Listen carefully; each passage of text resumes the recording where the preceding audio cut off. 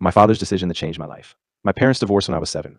As my dad walked out the door, he hugged me and said, "I'll always be your father. Nothing will ever change that." I believed him. Kids always believed in parents. For a while, he kept that promise. Every other weekend, we'd go grab a burger, hit the park, and catch a movie.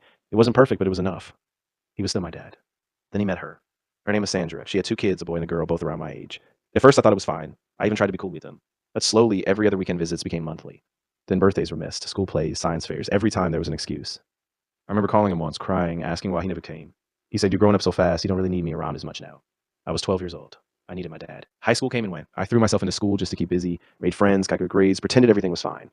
But every Father's Day, when other kids talked about their dads, I just stayed quiet. Then came graduation day. I sent him the invite 2 months ahead. He promised he'd be there. As I walked across the stage, I scanned the crowd. My mom was there. My aunt was waving like crazy, but that seat was empty.